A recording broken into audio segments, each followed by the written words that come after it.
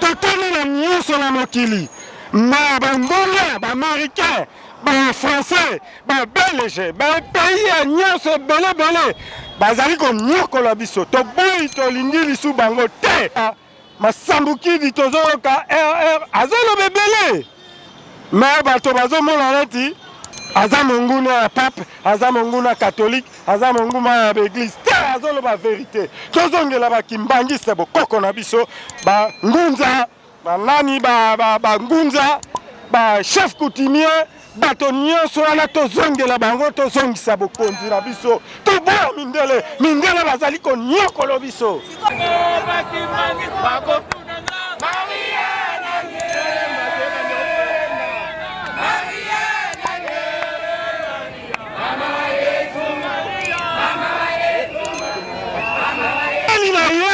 ezali na politike aye mpo na nini aye mpo na atia kimia ou bien tondima non ou bien tondima oui alors ezopesa biso pasi aya na biti moko aloba mpe mpona we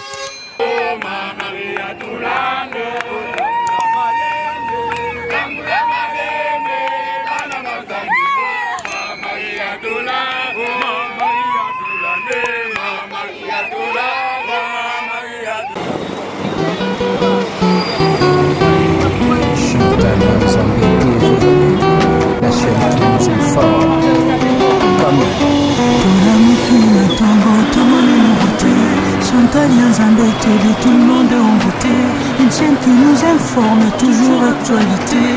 Chaîne Banambo. Bande que boza kolanda biso boza kolanda ngai awa toza na 7e rue na boulevard Lumumba toye parce que toza cause la visite papale ya souverain pontife na biso ba catholique parce que je vous parle en tant que chrétien catholique. Je suis paroissien de Saint-Achille Kiwanuka. Je suis venu accompagner les élèves du collège Saint-François de Sales. Toza école conventionnée catholique gérée par les Salésiens de Don Bosco. Yango Toye Koyamba, père spirituel na biso ba catholique.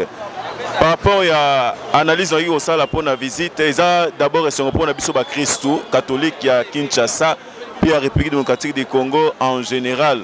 Parce que Toyambi numéro 1, il y a l'église Nabiso, successeur, il y a Pierre. Pour Toyambi qui apporte Pierre, dans le premier pape. Parce que Jésus n'a pas ça qui est mafungo la pote. Akoba Mosala, il y a évangéliser Mosala, il y a commis Sabato, ba Christou. Il y a un bisou tous en Sengo, tous en Koyamba, souverain pontife. Autre bengi Papa wa Roma, Papa François, tous en Sengo. Parce que ba Biezabé na mokilien. Mais pape asali choix na ye sur mboka na biso na mboka mususu wa kokende sima mboka na biso eza bongo Soudan. Je suis accompagné d'un élève du collège Saint-François de Sales. Il est préfinaliste en 3e humanité pédagogique. Lui aussi a quelque chose à dire par rapport à la visite de notre souverain pontife. Tu peux te présenter mon ami? Oui, je m'appelle Michel Matamungo Simandani.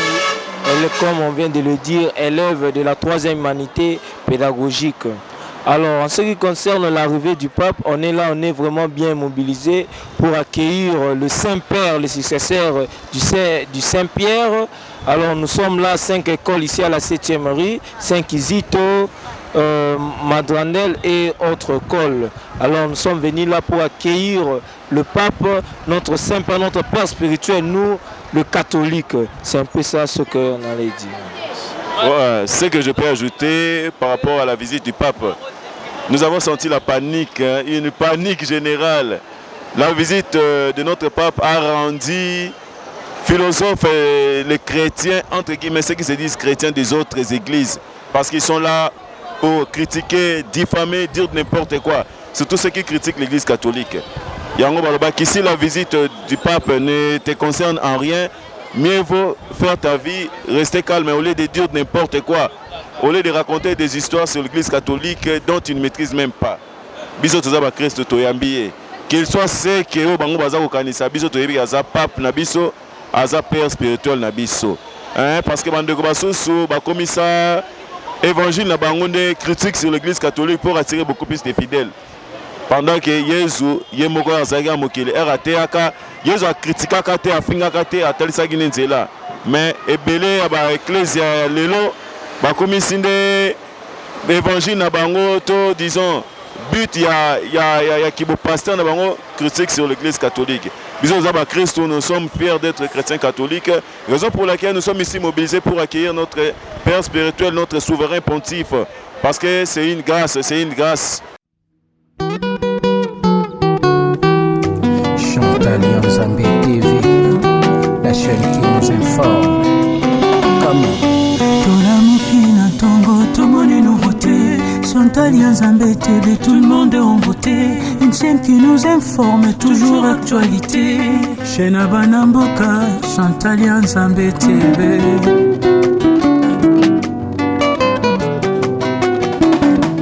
Sokolingo ye baba sango ya mboka, kota na Chantal Nzambe TV.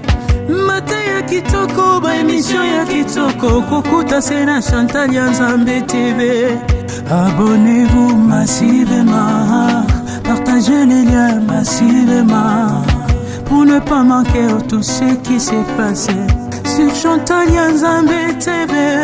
Bonsoir, ça dépend de l'heure que vous allez suivre notre belle analyse.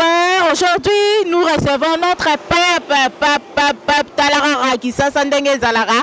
Tous abonnés massivement, tous likez, tous commentez, tous partagez. Là, c'est la vôtre, Samigra Amba, la Cléopâtre de la presse congolaise. Là, je dis un grand merci à Maman Chantal, à Mayende Pumbu, à Motema Batuya, Papa Joseph Kanda Pessi, pourquoi pas. Là, je salue DJ Overdose, le lion de la tribu de Chida, Charles Pumbu, le millionnaire, le jeune millionnaire.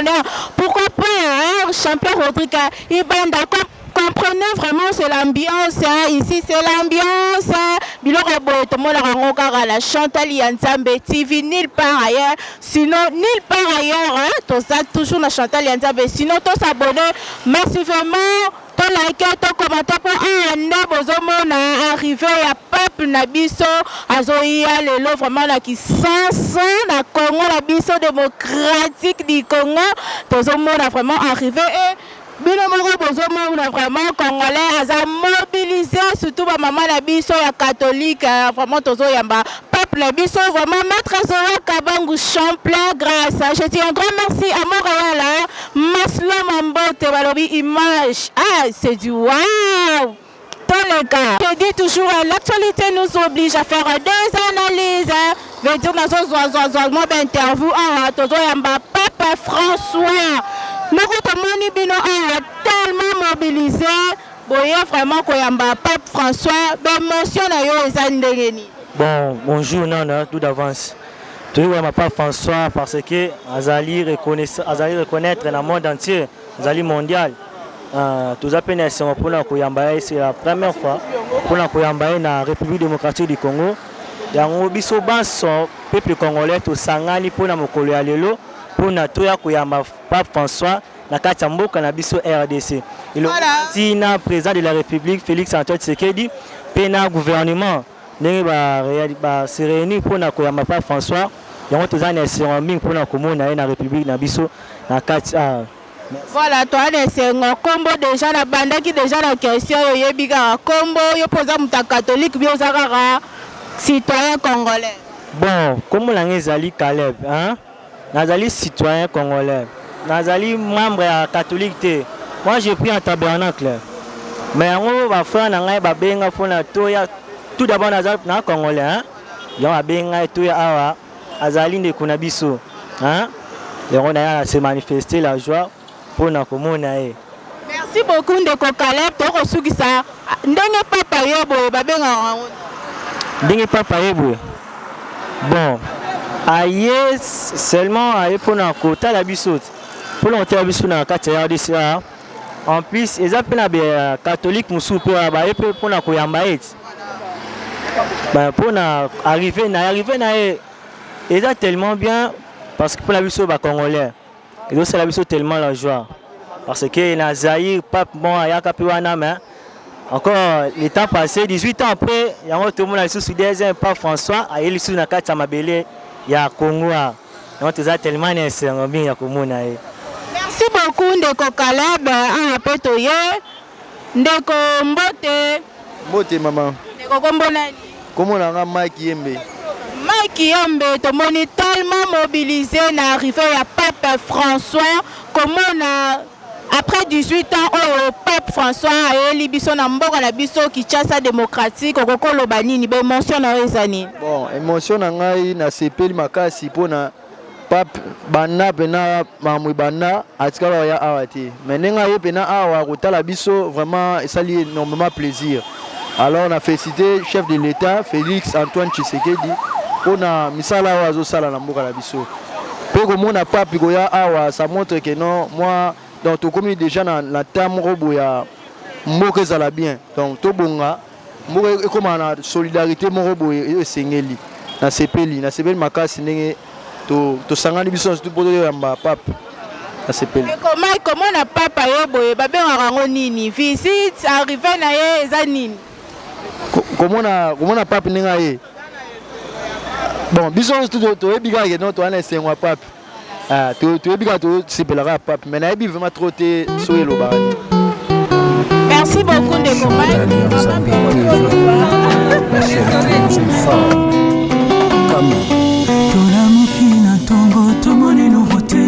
Chantal Nzambe TV, tout le monde est en beauté. Une chaîne qui nous informe, toujours actualité. Chaîne Abanamboka, Chantal Nzambe TV. Maman Kombo déjà Kombo na yo. Maman Monique Wangi. Maman Monique Wangi. Maman Monique, tomoni bofandi awa boko yamba papa François. Ba émotion na yo eza ndenge nini po boyaki bandakala boko sela kaka pape François ya. Toyaki depuis kala toko za papa François ya twana posa na ye atata molimo mboko la biso apasa mbika katano ndenge na ndenge aya pa sunga pambola apesa biso bénédiction ba mapaso tozali nango ekoka kosila yango toyekozela malgré moi na ba transport parce que tosali ka makasi poto koma poto yamba ye tozwa bénédiction na ye. Eloko nini okoki kosenga pape François asalela biso na mboka na biso awa ndenga yeboye kaka kopesa kimia bénédiction na ye pesa kimia na mboka na biso boboto omoko bondeko boyokana ezala kati na biso bitumba esila bitumba esila la mboka atia kimia na mboka na biso po tozala na bomoko lisanga biso to bana Congo towela na tete toyeba kenkita mboka na biso ezali po na biso nyonso bana ya Congo. Merci maman, motuna wana pe na zomseli yango epa ya maman kombo nani? Kombo na ngai mama Chantal Kimbanda. Po sala ngai ezali papa na biso lokola zoya. Kimia ekota na mboka, bakonzi ya mboka bayokela biso mawa. Bayoka oyo papa na biso akoloba na bango. Batambusa mboka lolenge esengeli. Bango baza pona biso toza pona bango. Soki biso peuple tozate bango bakokamba banani. Bazala na souci ya bandeko na biso na este bazokufa lokola banyama. Biso na Kinshasa nzala mikakatano eleki bato bazokufa na bopito kozanga atambu makisi po mbongo ezate. Bazala na souci na biso babongisa mboka batamusa mboka lolenge esengeli. Souci na biso ezali papa na biso lokola zoya. Kimia penze kota na mboka na biso. To sepela pe lokola ba pays mususu pe ba sepela ka biso pe to sepela. Voilà papa na biso ya molimo penza ata ba finga ata ba tonga ata ba cheli to zakuna te yende. Oyo mokonga kofinga mokonzi ya mbao etikela biso ba apostolo yende ata balobi tozala biso kuna te. Kimia kokota pona biso kaka ba catholique te pona batu nyonso azola pona mutu nyonso aponi église yamba te azola pona église ya mobimba. Merci maman Chantal. Motuna wana pe kaka epa ya maman kombo maman Jacqueline Lala. Maman Jacqueline komona pape koya oyo komona ndenga yabo babenga yango nini? Mama na don ndenge naza boye nazomona eloko koloba te pona nga eza mbala liboso tomona ke na ba television na mikanda mais oyo penza komona ye na misu boye eza esengo donc esengo wana ezopesa na pasi posa olela mais olela ndenge nini mama donc tozokolela pape pona nga nazosenga nanu pasi na ngai ya mingi eza pona este pona problème ya este penza atia makolo na ye awa même akokoma kuna te na musika. En tout cas losambo na ye kokanga bango nyonso bazotia biso na trouble ya bamakambo oyo. Donc nazomona eleki naza na ebele te ya koloba mpo na ye mpo aye mpo na mutu moko te, aye mpo na bato nyonso, aye mpo na mutu nyonso oyo aza na pasi, oyo aza na estengo, oyo aza na nini ya liboso este nde elongoli ye mpo akoma awa. Makila ya Kongole ezotanga mikolo nyonso likola mbula ezobeta likolo nzambe. Donc mawana ye penda esala à travers papa molimo na biso nana mingi te mama ekoloba po esengo eza nanu ebele nazolela na mona ye. Merci maman. Vraiment, même question on est revenir sous c'est pas maman mbote kombo na yo maman. Kombo na maman Aluma Hélène. Voilà, mutuna na kala comment on est arrivé à Pape François okoki koloba nini? En tout cas, namoni présence ya Papa biso François ndenge aza kokita awa na Congo. Ela kotoza kosenga ezali kimia Papa Boboto. Tala président Mobutu afanaka na bonga 32 ans. Totika koyoka ta lisasi moko te. Makila ba Congolais siko sopana ebele. En tout cas, atia biso na losambo, na nzela na losambo na ye, ba Congolais bazwa kimia, tozwa kimia na kati na mboka. Pe topesi pe papa Fachi, merci mingi. Ndenge pe ayambi pape na kati na mboka na biso. Aye kaka pona katoliki te. Aye pona ba Congolais banso. Pape François aye kolakisa biso bolingo. Pote bela baza koloba aye koluka mbongo nini te. Esika afandi azangi eloko te. Mais Bible lobi boy oyo azangi bolingo akoki komona nzambe te. Mais papa kolakisa biso bolingo pona ba Congolais banso. Ba Congolais batika bilobela, surtout ba église ya mike wana batika bilobela. To yamba papa na biso aza papa na biso ya molimo. Aye pona biso esengo na biso ezali to mona ye kimeza na kati na Congo pe papa Fati na oyo azosala na este tozomona akoba kaka metoko senga ba Congolais tozala ini tozala kati na bomoko pote tobwaka mungu na libanda tozala ini toteka Congo te to trahir Congo te nde message oyo mama Hélène asepelaki apesa ba Congolais baso. Merci maman Hélène, merci beaucoup. Ça continue là donc voilà, maman ya biso palinga loba. Maman mbote kombo na yo. Ngai kombo na ngai mama Tembe Génie. Na tondi nzambe botoni na pesi merci. Merci penza. Pamba te eza bikamwa apo kati na biso na mboka na biso ya kini. Lelo oyo papa na biso azwa ko visiter biso. Aya ko visiter na mabota nyonso. Pamba te tala mboka na biso lolenge ezali. Lolenge mboka na biso ezali bakuluna kokotela bato koboma tosuki mayele esili biso tozomona wapi tokende wapi me lokola papa azoya kovisite biso na nzela losambo na nzela makambo ndenge na ndenge akitisela biso babenediction na ye mpo na nyonso ezoleka na kati ya mboka Congo ekende musika ezala nguya te yango topesi merci totondi nzambe tokumisi ye na malamu nyonso asaleli biso komona pape na biso aya kovisite biso mokola lelo topesi nzambe merci. Merci beaucoup. Comment on a pape eza vraiment délivrance pour na mboka na biso. Mais eza délivrance monene eko kangola mabota ndenge na ndenge we kangami we eza na boloko eza bisika pasi papa zoya ko kangola biso nyonso yango topesi merci penza. Amen. Bino moko bozolanda bokomonaka ndenge tokokendaka tokozela pape François na biso. Pape François Zoya tokozela balobi oyo makambo etali karate o mai catholique o église ya boy azoya pona mboka na biso RDC Congo.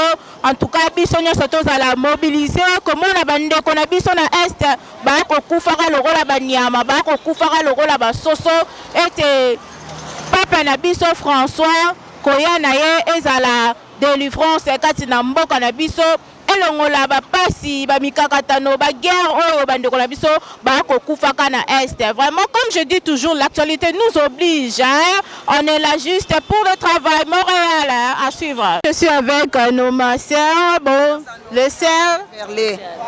Nous sommes très très contents d'accueillir notre Saint-Père dans notre pays.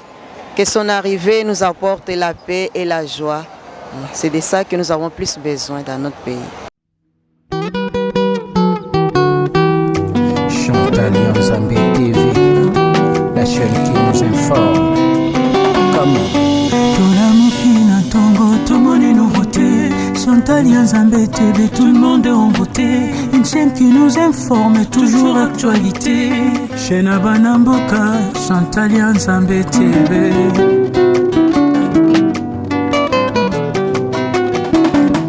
Sokolingo ye baba sango ya mboka, kota na Chantal Nzambe TV.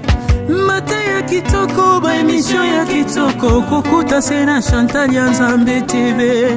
Abonnez-vous massivement, partagez les liens massivement, pour ne pas manquer tout ce qui s'est passé sur Chantal Nzambe TV. Tomemeli bino bililinde ya sika, Chantal Nzambe TV yangoyo. Chantal Nzambe TV le mama, Shena bana mboka yangoyo. Chantal Nzambe TV. Partagez, oh, abonnez-vous, oh, Chantal Nzambe TV, Shena bana Nzambe yangoyo. Shena bana mboka, Chantal Nzambe, mate ya kitoko, ba émission pe kitoko, eza kolengisa kondima na biso Chantal Nzambe, alala lidodo.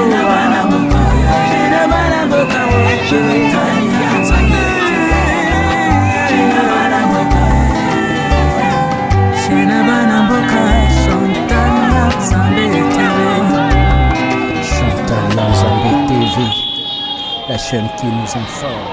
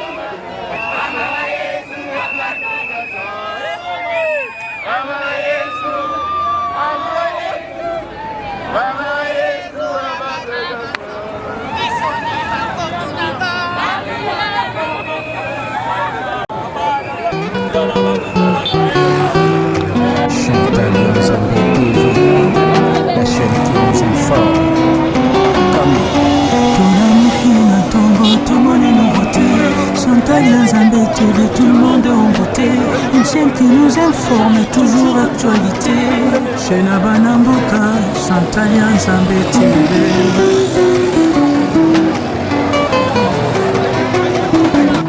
Sokolingo ye baba sango ya mboka, kota na Chantal Nzambe TV.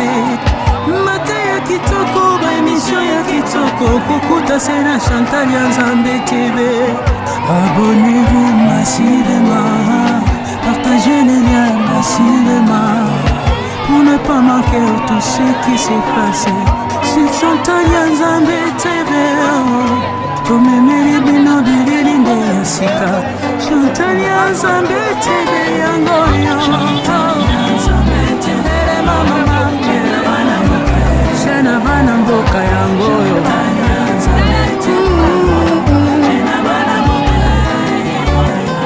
Partagez.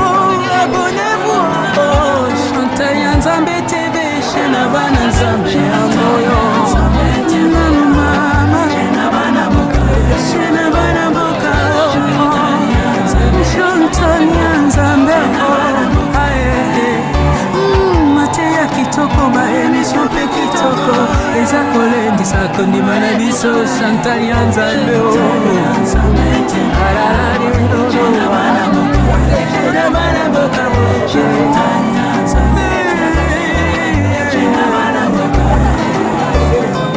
Shena bana mboka Chantal ya nzambe TV. Chantal ya nzambe TV, la chaîne qui nous informe.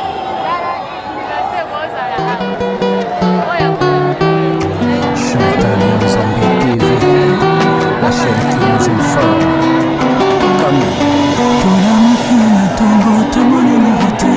Chantal ya nzambe TV, tout le monde en beauté. Une chaîne qui nous informe, toujours actualité. Chez la Banamboka, Chantal ya nzambe TV.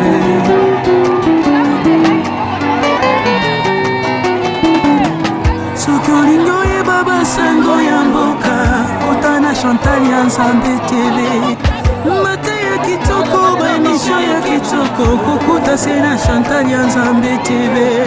Abonnez-vous massivement, partagez les liens massivement, pour ne pas manquer tout ce qui s'est passé sur Chantal ya nzambe TV.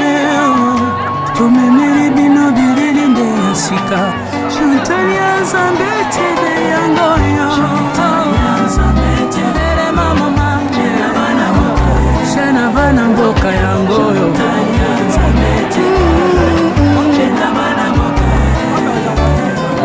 Partagez, abonnez-vous. Chantal ya nzambe TV, Shana bana nzambe yangoyo.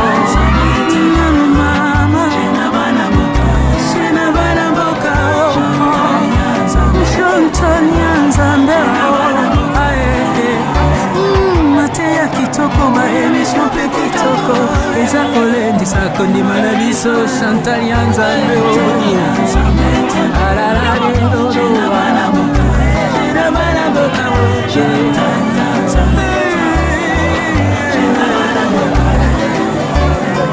Shena bana mboka Chantal ya nzambe TV.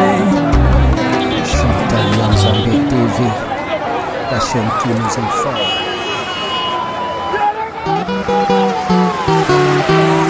Chantal ya nzambe TV, la chaîne qui nous informe.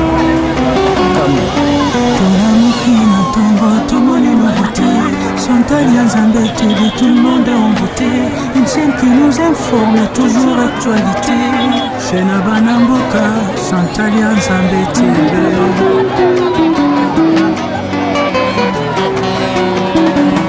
Soki olingo yeba basango ya mboka, kotana Chantal ya nzambe TV.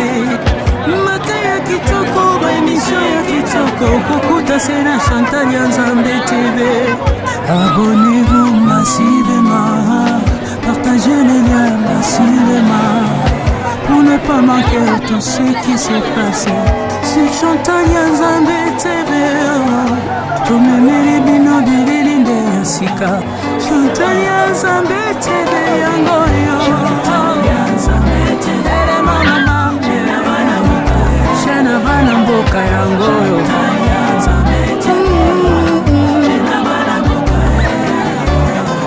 Partagez, abonnez-vous. Chantal ya nzambe TV, Shana bana nzambe yangoyo.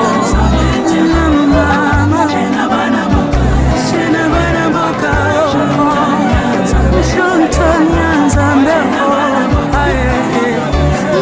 Mateya kitoko ba émission pe kitoko eza kolendisa kondima na biso Chantal ya nzambe.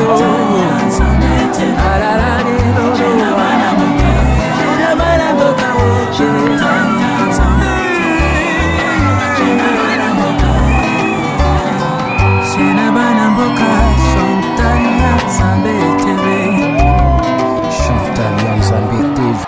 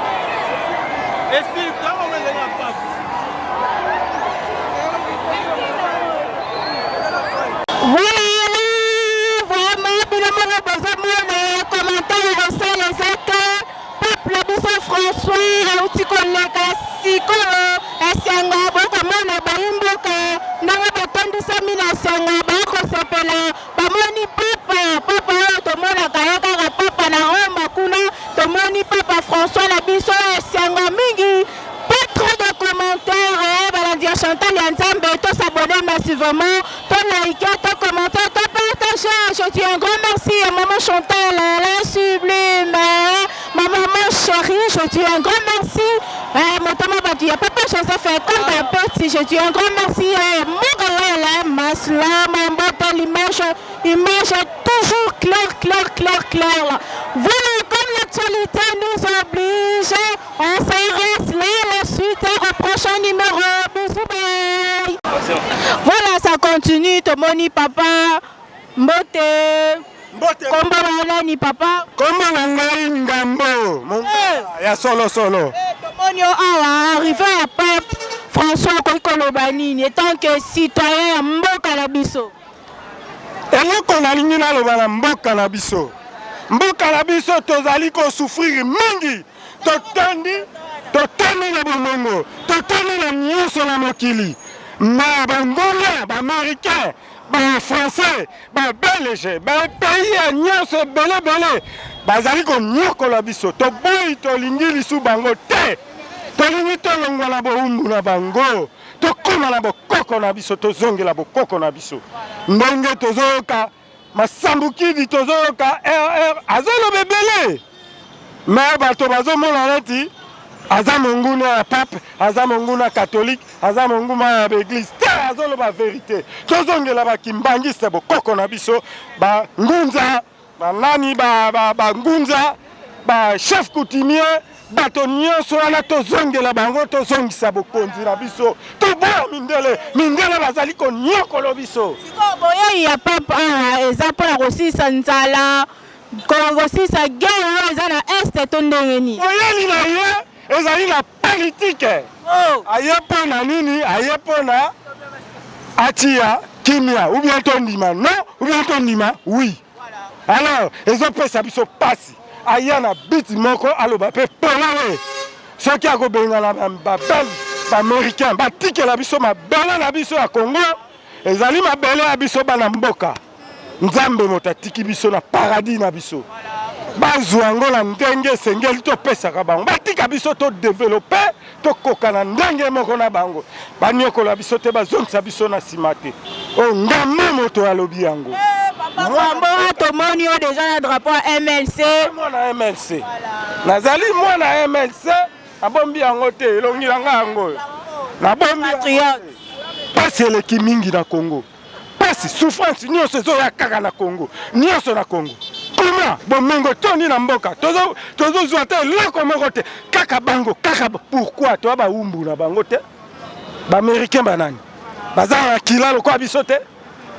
Ba français baza makila lokwa biso te tolobi parole oyo koya eya tozongela ta Mobutu ndenga lobaki oyo koya eya tokoyoka pe bango te soki papa yo na négociation totikela bango tokabola mboka tosala boye bazwa toboyi akotikela biso mabele na biso moto tokopesa bango ndenge biso tolingeli oyo intérêt na bino yango bozwa intérêt na bino yango bozwa.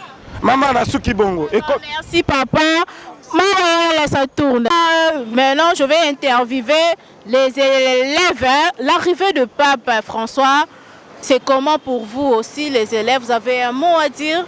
Personnellement, on est très content de l'arrivée de notre pape ici. Pour nous, c'est une bénédiction en fait. C'est une joie de recevoir le pape ici en RDC. En plus, c'est notre année de finaliste. On est vraiment très contente pour ça. Wow, vous êtes des finalistes. Ce sont des bénédictions qui descendent déjà dans le Les bénédictions sur le terrain en fait. On les reçoit, on doit arracher la bénédiction en fait. Voilà. Que le pape François, un mot, il peut faire quoi dans notre pays? En fait, on veut juste la paix dans notre pays. On veut la paix.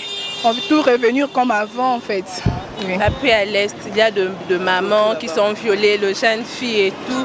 Nous voulons juste que l'arrivée du pape ici, ça soit une bénédiction, que la paix s'instaure en RDC. On est très contents. Merci beaucoup.